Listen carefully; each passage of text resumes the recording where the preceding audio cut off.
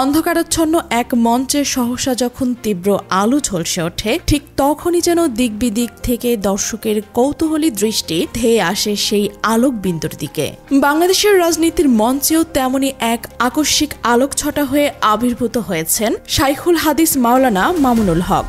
এক নতুন নাম, এক নতুন মুখ, যিনি এক সময় কেবলই একজন ইসলামী চিন্তাবিদ হিসেবে পরিচিত ছিলেন, অথচ আজ তার আগমন ঘিরে পুরো রাজনৈতিক অঙ্গনে এক অভূতপূর্ব আলোড়ন সৃষ্টি হয়েছে।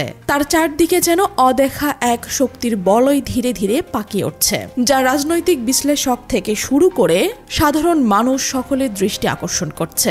এই বলয়ের অগোচরেই লুকিয়ে আছে এক ভবিষ্যৎ সম্ভাবনার চিত্র, যা বাংলাদেশের চিরাচরিত রাজনৈতিক মেরুকরণকে এক নতুন দিকে চালিত করতে পারে। রাজনৈতিক মহল এখন তাকে ঘিরে নিছক একজন ইসলামী বক্তা হিসেবে দেখছেন না, বরং দেখছেন এক সম্ভাব্য নতুন শক্তির ধারক ও বাহক হিসেবে, যার উত্থান নিঃসন্দেহে আগমনের নির্বাচন এবং ক্ষমতা সমীকরণের এক বিশাল প্রভাব ফেলবে। ঢাকার অভিজাত আড্ডাখানা থেকে শুরু করে গ্রাম বাংলার অতি সাধারণ চায়ের দোকান, সর্বত্রই আজ তার নাম নিয়ে চলছে অবিরাম আলোচনা। প্রতিটি আড্ডায়, প্রতিটি চায়ের কাপে চুমুক দেওয়ার ফাঁকে যে প্রশ্নটি ঘুরে ফিরে আসছে, তা হলো কে এই মামুনুল হক? কোথা থেকে এলেন তিনি?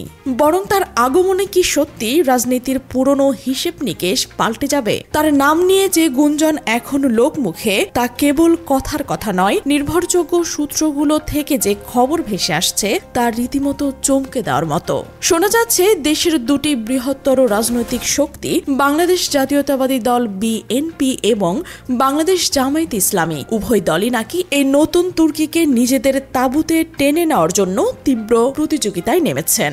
এই প্রতিযোগিতা শুধু মামুনুল হকের গুরুত্বই বাড়াচ্ছে না, বরং বাংলাদেশের রাজনৈতিক প্রেক্ষাপটে যোগ করছে এক নতুন, জটিল এবং গভীর মাত্রা। এই টানাপোড়েন, এই অদৃশ্য দড়ি টানাটানি দেশের রাজনৈতিক ভবিষ্যতের মোড় ঘুরিয়ে দিতে পারে, এমনটাই ধারণা করছেন বোদ্ধা মহল। তবে যারা মামুনুল হকের এই আকস্মিক উত্থানকে তার রাজনৈতিক ময়দানে প্রথম পদক্ষেপ বলে মনে করছেন, তারা হয়তো ইতিহাসটা সঠিকভাবে জানেন না। দেশের প্রথম সারির দৈনিক প্রথম আলোকে দেওয়া এক একান্ত সাক্ষাৎকারে মাওলানা মামুনুল হক নিজেই স্পষ্ট করেছিলেন যে রাজনীতি তার কাছে মোটেই নতুন কোনো বিষয় নয়, বরং এটি তার রক্তে মিশে আছে, তার চিন্তা চেতনায় গেঁথে আছে সেই ছাত্র জীবন থেকেই। তিনি বলেছিলেন, ছাত্র জীবন থেকে আমি সংগঠন ও রাজনীতির ভেতরে ছিলাম। এই কথাটি তার বর্তমান রাজনৈতিক বিচক্ষণতা এবং প্রভাবের একটি বড় কারণ। তিনি বরাবরই বিশ্বাস করেন, ইসলামী আদর্শকে যদি সত্যিকার অর্থে সমাজের প্রতিটি স্তরে, রাষ্ট্রীয় কাঠামোতে বাস্তবায়ন করতে হয়, তবে রাজনীতির ময়দানে সক্রিয়ভাবে অংশগ্রহণ করা ছাড়া আর কোনো বিকল্প পথ নেই। এই দর্শনই তাকে আজ এই জায়গায় নিয়ে এসেছে, যেখানে তিনি শুধুমাত্র একজন আধ্যাত্মিক নেতা নন, বরং একজন সম্ভাব্য রাজনৈতিক খেলোয়াড় হিসেবে বিবেচিত হচ্ছেন। এবং তার এই দৃঢ় বিশ্বাসই তাকে ইসলামী মূল্যবোধের ভিত্তিতে একটি রাষ্ট্র প্রতিষ্ঠার স্বপ্ন দেখিয়েছে এবং সেই স্বপ্ন পূরণের জন্য তাকে ময়দানে নামতে উদ্বুদ্ধ করেছে। কিন্তু এখন সবচেয়ে বড় প্রশ্নটি হলো, যদি তিনি সত্যি জাতীয় নির্বাচনে অংশ নেন, তবে কোন আসন থেকে প্রার্থী হবেন তিনি? তার মতো একজন প্রভাবশালী ব্যক্তিত্বের জন্য সঠিক আসন নির্বাচন অত্যন্ত গুরুত্বপূর্ণ।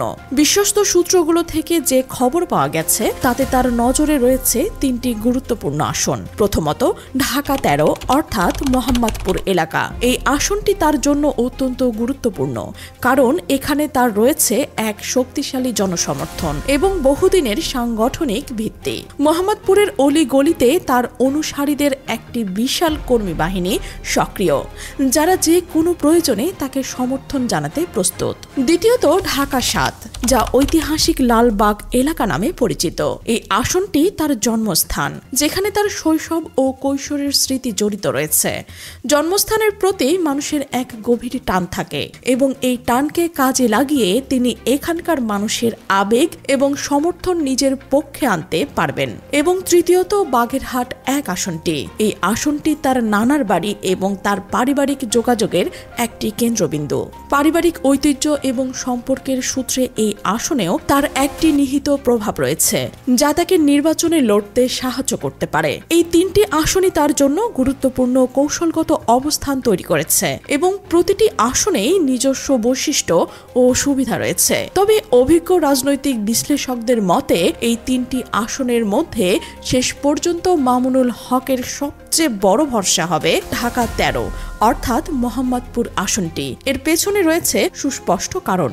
মোহাম্মদপুরে তার নিজস্ব লোকবল এবং এক বিশাল স্বেচ্ছাসেবক দল অনেক আগে থেকেই প্রস্তুত রয়েছে। এই কর্মী বাহিনী নিবেদিত প্রাণ, সুসংগঠিত এবং যে কোনো নির্বাচনী চ্যালেঞ্জ মোকাবেলায় সক্ষম। তাদের প্রস্তুতি, তাদের দৃঢ়তা এবং তাদের নিরলস কর্মযোগ্য মোহাম্মদপুরের মাটি থেকে মামুনুল হকের বিজয়ের পথ প্রশস্ত করতে পারে। এমনকি রাজনৈতিক অঙ্গনে যে গুঞ্জনটি সবচেয়ে বেশি শোনা যাচ্ছে, দেশের অন্যতম বৃহৎ রাজনৈতিক দল বিএনপি নাকি এই গুরুত্বপূর্ণ আসনটি মামুনুল হকের জন্য ছেড়ে দিতেও রাজি হতে পারে। এই গুঞ্জন যদি সত্যি হয় তবে তা নিঃসন্দেহে এক যুগান্তকারী ঘটনা হবে এবং বাংলাদেশের রাজনৈতিক জোটের সমীকরণকে সম্পূর্ণ নতুনভাবে সংজ্ঞায়িত করবে। এটি শুধু মামুনুল হকের রাজনৈতিক শক্তিরই প্রমাণ নয়, বরং বিরোধী জোটের মধ্যে এটি নতুন ঐক্যের ইঙ্গিত বহন করে। কিন্তু আসল ধাঁধাটি এখানেই, যা পুরো রাজনৈতিক অঙ্গনকে এক গভীর অনিশ্চয়তার মুখে ঠেলে দিয়েছে।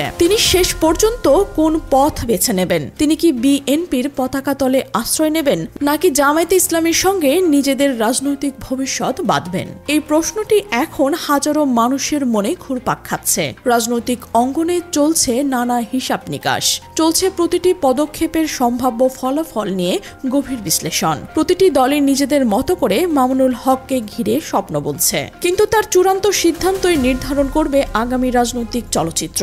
তিনি যেদিকেই ঝুঁকবেন সেদিকেই ক্ষমতার ভারসাম্য এক বড় ধরনের পরিবর্তন আসবে এবং এই পরিবর্তন শুধু দলের মধ্যে নয়, বরং পুরো দেশের রাজনৈতিক কাঠামোতেও এক বিশাল ঢেউ তুলবে। মাওলানা মামুনুল হক অবশ্য তার নিজস্ব অবস্থান পরিষ্কার করেছেন, যদি তাতে রহস্যের জট পুরোপুরি খোলেনি। তিনি স্পষ্ট করে জানিয়েছেন যে বিএনপির সঙ্গে তার এখনো কোনো আনুষ্ঠানিক বৈঠক হয়নি। এই কথাটি যদি কিছুটা আশ্বস্ত করে, তবে তিনি একই সাথে ইঙ্গিত দিচ্ছেন যে তিনি শুনছেন বিএনপির পক্ষ থেকে তার গভীর আগ্রহ রয়েছে, এমনকি তারা তাকে কিছু গুরুত্বপূর্ণ আসন ছেড়ে দিতেও প্রস্তুত। এই তথ্যটি বিএনপির পক্ষ থেকে মামুনুল হকের প্রতি তীব্র আকর্ষণ এবং তাকে দলে টানার আগ্রহকেই তুলে ধরেছে। অন্যদিকে ইসলামী দলগুলোর ভেতরেও চলছে এক চাপা উত্তেজনা এবং তীব্র টানাপোড়েন। কেউ কেউ বিএনপির দিকে ঝুঁকছে, যারা মনে করছেন যে বিএনপির ছাতার নিচে থেকেই তারা তাদের রাজনৈতিক উদ্দেশ্য সফল করতে পারবেন। আবার কেউ কেউ জামায়াতে ইসলামীর সঙ্গে নিজেদের ভবিষ্যৎ দেখতে চাইছে, কারণ তাদের আদর্শিক ঐক্য এবং দীর্ঘদিনের সম্পর্ক রয়েছে। এই অভ্যন্তরীণ বিভাজন পরিস্থিতিকে আরো জটিল করে তুলেছে, যা মামুনুল হকের সিদ্ধান্ত গ্রহণকে আরো কঠিন করে তুলবে। সব মিলিয়ে এই পরিস্থিতি যেন দাবার বোর্ডের এক জটিল খেলার মতো। প্রতিটি চালে যেখানে অত্যন্ত গুরুত্বপূর্ণ, প্রতিটি পদক্ষেপে সুদূর প্রসারী প্রভাব ফেলে। কোন চালটি সঠিক, কোন চালটি ভুল তা বোঝার জন্য গভীর রাজনৈতিক দূরদর্শিতার প্রয়োজন। একজন চৌকস দাবড়ুর মতোই মামুনুল হক তার পরবর্তী চালের জন্য অপেক্ষা করছেন এবং তার প্রতিটি পদক্ষেপের ওপরই নির্ভর করছে বাংলাদেশের আগামী দিনের রাজনৈতিক চলচ্চিত্র। এক সময় তাকে কেবল একজন ইসলামী বক্তা হিসেবেই দেখা হতো, যার মূল কাজ ছিল ধর্মীয় আলোচনা এবং বয়ান পেশ করা। কিন্তু সময় গড়িয়েছে, প্রেক্ষাপট বদলেছে। এখন তার প্রভাব আর কেবল ধর্মীয় পরিমণ্ডলে সীমাবদ্ধ নেই, বরং তরুণ প্রজন্মের মাঝেও তার একটি বিশাল প্রভাব ছড়িয়ে পড়েছে। তার বাগ্মিতা, তার কারিশমা এবং তার দৃঢ়চেতা মনোভাব তরুণদের আকৃষ্ট করছে, যা তাকে এক অনন্য রাজনৈতিক শক্তিতে পরিণত করেছে। ধর্মীয় পরিমণ্ডলে তার এই বিপুল জনপ্রিয়তার সত্ত্বেও রাজনৈতিক জটিল খেলায় তার চূড়ান্ত অবস্থান কি হবে তা নিয়ে কৌতূহলের শেষ নেই। এই কৌতূহল শুধু তার অনুসারীদের মধ্যেই নয়, বরং সাধারণ জনগণ এবং রাজনৈতিক বিশ্লেষকদের মাঝেও সমানভাবে বিদ্যমান। রাজনৈতিক বিশ্লেষকরা সতর্ক করে বলছেন, যদি মাওলানা মামুনুল হক শেষ পর্যন্ত বিএনপি এবং জামায়াতের সঙ্গে যুক্ত হন, তবে ইসলামী ভোট ব্যাংক নতুন এক রূপ নিতে পারে। তার উপস্থিতি এবং সমর্থন এই দুই দলের যে কোনো একটিকে এক বিশাল ভোটের সুবিধা এনে দিতে পারে। পারে, যা অন্য দলগুলোর জন্য এক বড় চ্যালেঞ্জ হয়ে দাঁড়াবে। এটি কেবল ভোটের সংখ্যা বাড়াবে না, বরং ইসলামী ভাবধারার ভোটারদের মধ্যে এক নতুন উদ্দীপনা সৃষ্টি করবে এবং তাদের মধ্যে একতা তৈরি করবে। তবুও অনেক প্রশ্ন এখনো বাতাসে ঝুলে আছে, যার উত্তর এখনো মেলেনি। তিনি কি শেষ পর্যন্ত বিএনপির সঙ্গে সমঝোতায় যাবেন এবং তাদের প্রতীক নিয়ে নির্বাচনে লড়বেন, নাকি জামায়াতের নিজস্ব পতাকাতেই তার অবস্থান রাখবেন এবং তাদের দীর্ঘদিনের মিত্র হিসেবে নিজেকে পরিচয় দেবেন, নাকি তিনি সম্পূর্ণ ভিন্ন একটি পথে হাঁটবেন, পুরোপুরি নিজের দল গড়ে সরাসরি নির্বাচনের লড়াইয়ে নামবেন, যা হবে এক তৃতীয় বিকল্প। এই প্রশ্নগুলোই এখন রাজনীতির পাড়ায় প্রতিটি আলোচনায়, প্রতিটি গুঞ্জনে ঘুরে ফিরে আসছে। রাজনৈতিক পর্যবেক্ষকদের মতে মাওলানা মামুনুল হক যে দিকেই তার রাজনৈতিক পদক্ষেপ ফেলুন না কেন, তার নির্বাচনে অংশগ্রহণ বাংলাদেশের রাজনীতিতে এক বড় ধরনের পরিবর্তন ডেকে আনবে। তার মতো একজন জনপ্রিয় এবং প্রভাবশালী ব্যক্তির নির্বাচনী ময়দানে উপস্থিতি শুধু ভোট কেন্দ্রিক ফলাফলকেই প্রভাবিত করবে না, বরং সামগ্রিক রাজনৈতিক সংস্কৃতি এবং জনমতকেও নতুনভাবে গড়ে তুলবে। বিশেষ করে ঢাকার মতো গুরুত্বপূর্ণ আসনে তার প্রার্থী হওয়া বড় দলগুলোর ভোটের হিসাবে পাল্টে দিতে পারে। ঢাকার আসনগুলো বাংলাদেশের ক্ষমতার কেন্দ্রবিন্দু এবং এখানে তার উপস্থিতি ক্ষমতার ভারসাম্য এক বড় ধরনের পরিবর্তন আনতে পারে। মোহাম্মদপুরের সরু অলিগলিতে ইতিমধ্যে শুরু হয়েছে তার সম্ভাব্য আগমন নিয়ে তীব্র আলোচনা। চায়ের দোকানে, বৈঠকখানায়, এমনকি পথচারীদের মুখেও এখন তার নাম, তার সম্ভাবনা নিয়ে জোর গুঞ্জন। মামুনুল হক যেন নেমে পড়েছেন এক নতুন নির্বাচনের লড়াইয়ে, এক অজানা পথে। বাতাসে ভাসছে এক মিশ্র অনুভূতি, প্রত্যাশা, দ্বিধা এবং তীব্র উত্তেজনা। রাজনৈতিক অঙ্গনে এই অজানা পথ চলাকে অনেকেই বলছেন এক নতুন অধ্যায়ের সূচনা, এক নতুন ইতিহাসের দ্বার উন্মোচন। এই অধ্যায়ের প্রতিটি পৃষ্ঠা কিভাবে লেখা হবে তা জানতে আমাদের আরো কিছুদিন অপেক্ষা করতে হবে।